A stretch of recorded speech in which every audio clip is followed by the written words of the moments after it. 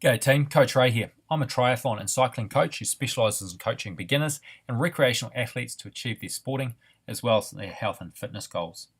In today's short video, I'm going to take you through Mikel Nieve's power profile or power analysis of today's stage of the 2018 Tour de France.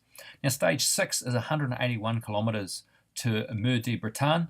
And there was an intermediatory sprint at the 135 kilometre mark, so somewhere in the vicinity of around here,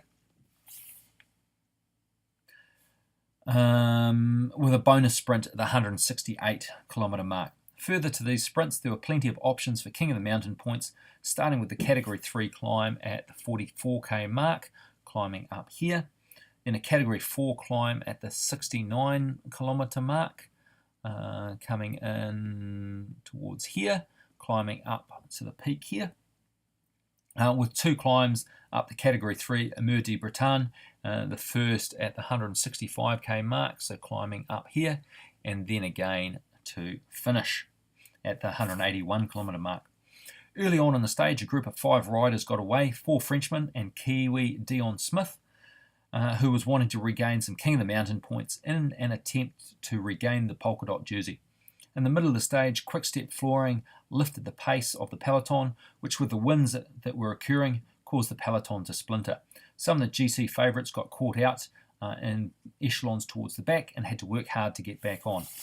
The breakaway got caught before the first of the climbs up the Mur de Bretagne, and then on the descent, Jack Bauer of Michelton-Scott had a stab with a solid attack to create an advantageous positioning for his team leader Simon Yates.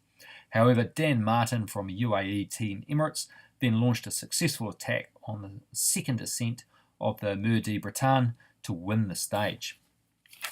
Now, Mikel Nieve of Michelton-Scott is a 34-year-old Spanish rider, and he's been a pro since 2008. He's completed 16 Grand Tours, including 4 previous Tour de France's, and his best result has been the top 10 in the Giro d'Italia twice. He's currently ranked 145th in the UCI rankings, and his strength is primarily as a climber. And although capable of performing well in stage races, he provides excellent support to his team leader.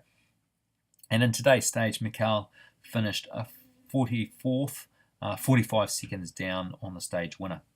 Now, I've worked out that his FTP is probably around the 373 watt mark, and you can see if we look down, he held that for about 6 minutes up the ascent, as he was probably working hard to stay in contact and to support his team leader, who did pretty well in today's stage.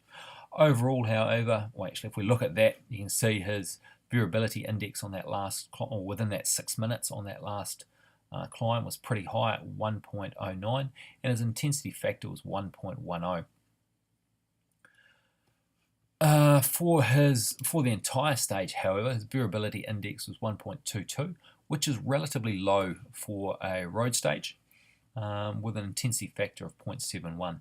When I say it's low for a road stage, for a stage with a number of climbs where guys are riding quite solidly, it is common to see the variability index nice and low, especially if they're not responding to attacks constantly that often occurs on flatter stages.